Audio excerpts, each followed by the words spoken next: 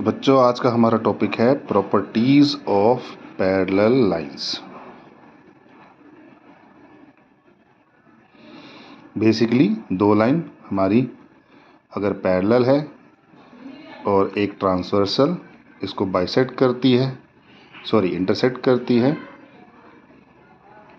तो हमारे पास 8 pairs of angles बनते हैं। जो इन दोनों लाइनों के अंदर के एंगल हैं 3, 4, 5, 6, इन्हें हम इंटीरियर बोलते हैं। जो आउटर है 1 to 7, 8 ये हमारे एक्सटीरियर एंगल कहलाते हैं। तो सबसे पहले हम कॉरस्पॉन्डिंग एंगल्स की एक्सियम देखते हैं। कॉरस्पॉन्डिंग एंगल ये कहता है कि आप ट्रांसवर्सल के वन साइड, या तो इस साइड या तो इस साइड, अगर एक एंगल आप आउटर लेंगे तो दूसरा इनर होगा। अगर आप एक इनर लेंगे तो दूसरा आउटर होगा, यानी एंगल 1 5 के इक्वल, एंगल 4 7 के इक्वल। इसी तरीके से हमारे सेकंड हैंड पे भी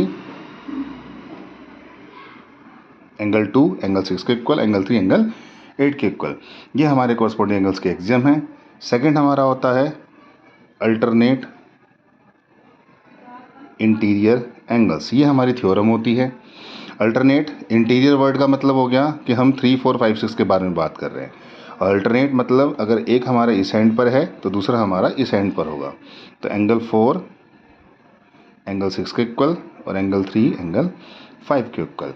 यानी जब भी हमारी दो लाइनें पैरेलल होंगी तो हमारे अल्टरनेट इंटीरियर एंगल्स जो हैं इक्वल होते हैं। थर्ड जो हमारी प्रॉपर्टी होती है इससे रिलेटेड वो होती है सम ऑफ को इंटीरियर्स एंगल की। अगेन इंटीरियर तो हम 3, 4, 5, 6 के बारे में बात करेंगे। ट्रांसवर्सल के वन साइड एंगल 4 + 5, इन दोनों एंगल का सम जो है वो 180 होगा। सिमिलरली एंगल 3 + एंगल 6 का भी सम 180 होगा।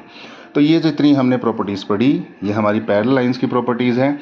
और ये सभी अगर हमारी दो लाइनें पैरेलल है तो कोरस्पॉन्डिंग एंगल्स, उसके अल्टरनेट इंटीरियर एंगल्स, उसके सम ऑफ कोएंट एंगल का सम, ये सब 180 और इक्वल होते हैं।